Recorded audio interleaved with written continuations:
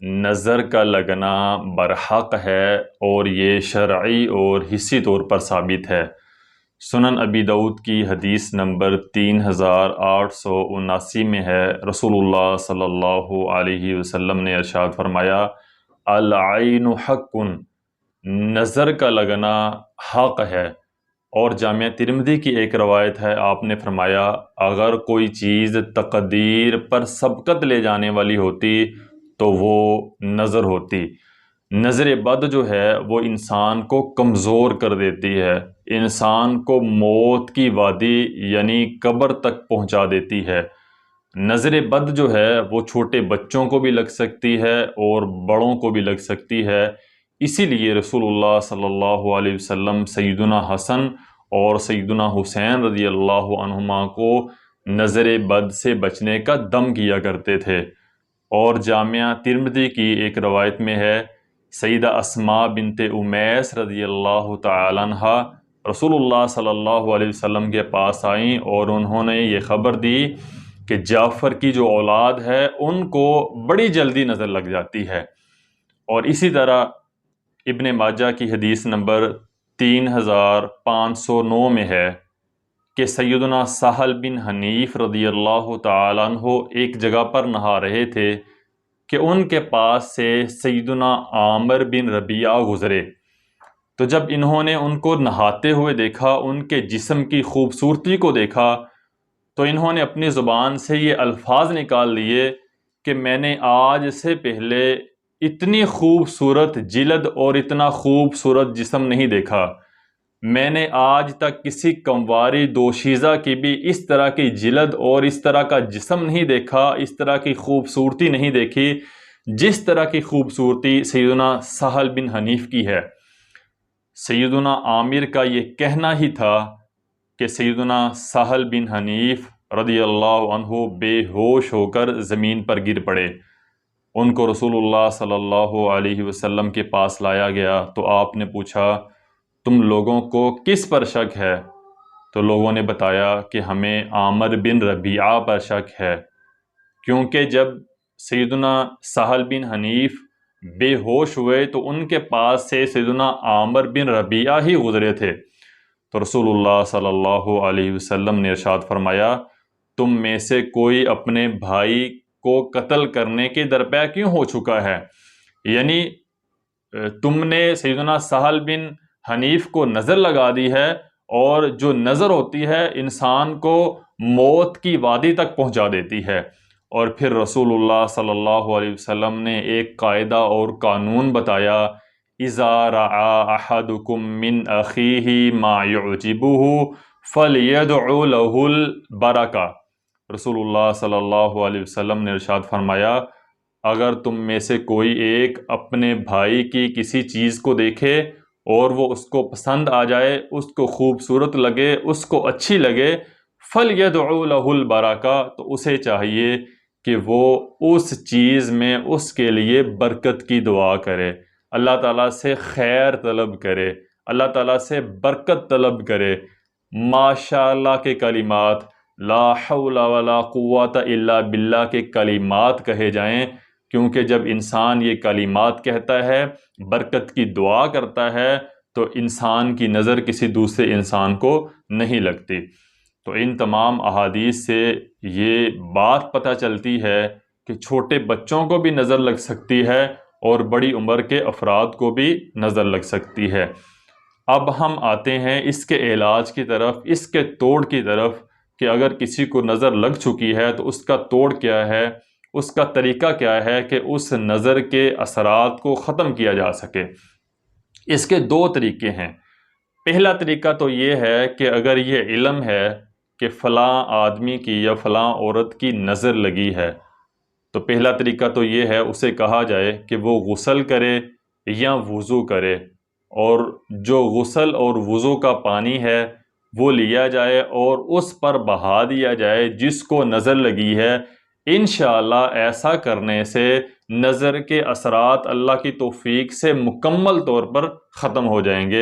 اور یہ طریقہ جو ہے وہ رسول اللہ صلی اللہ علیہ وسلم سے مسنون ہے۔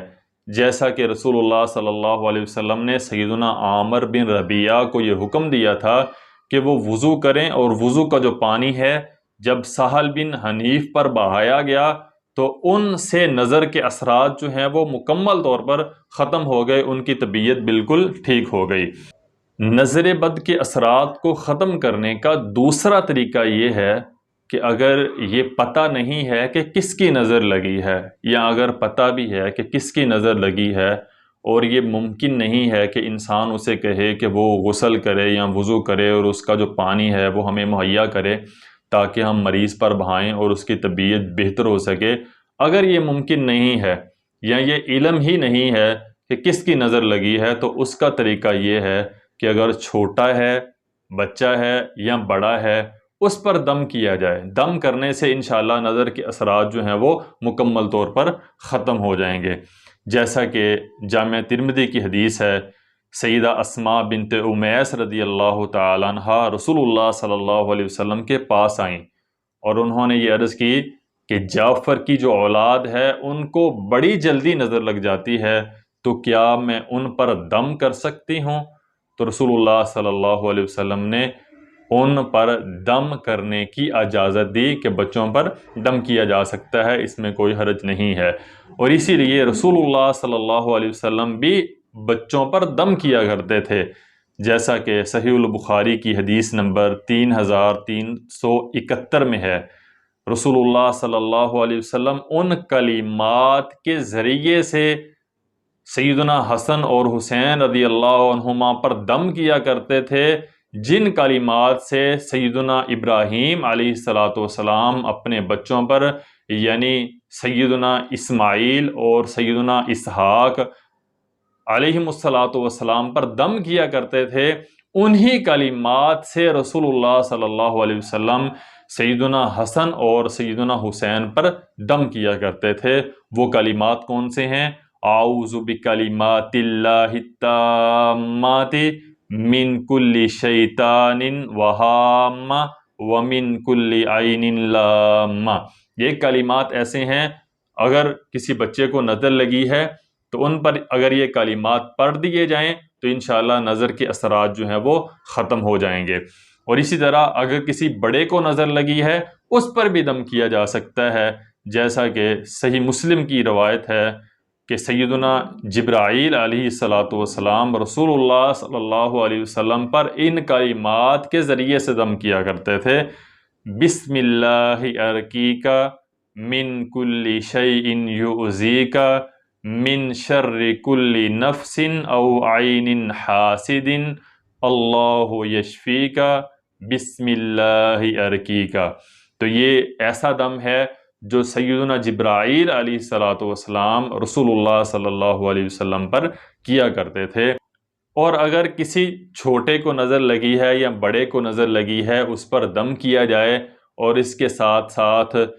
قرآن مجید کی آخری 2 صورتیں جو ہیں سورۃ الفلق اور سورۃ الناس، اور اسی طرح آیت الکرسی جو ہے وہ صبح و شام پڑھ کر اگر دم کی جائے تو انشاءاللہ نظر کے اثرات جو ہیں وہ مکمل طور پر ختم ہو جائیں گے۔ اور جو انسان صبح و شام مسنون اذکار کرتا ہے، وہ دعائیں جو رسول اللہ صلی اللہ علیہ وسلم نے ہمیں بتلائی ہیں، ہمیں اس کی تعلیم دی ہے، جو بندہ ان کو اپناتا ہے، ان دعاؤں کو پڑھتا ہے جو صبح و شام کے اذکار ہیں، ان کو اپنا معمول بناتا ہے، تو یقیناً وہ انسان بھی نظر بد سے مکمل محفوظ کر دیا جاتا ہے، جیسا کہ رسول اللہ صلی اللہ علیہ وسلم نے فرمایا جو بندہ صبح کے وقت آیت الکرسی پڑھتا ہے، شام تک ایک فرشتہ اس کی حفاظت کرتا ہے نظر بد سے، جادو جنات سے، اسی طرح شیطان سے ایک فرشتہ جو ہے مقرر کر دیا جاتا ہے جو اس کی حفاظت کرتا ہے شام تک۔ اور جو بندہ شام کو آیت الکرسی پڑھتا ہے، صبح تک وہ انسان جو ہے وہ تمام چیزوں سے، حسد سے، نظر سے، جادو جنات سے اور اس طرح کے دیگر چیزوں سے محفوظ کر دیا جاتا ہے۔ تو ہمیں چاہیے کہ ہم صبح و شام کے جو اذکار ہیں ان کو اپنائیں،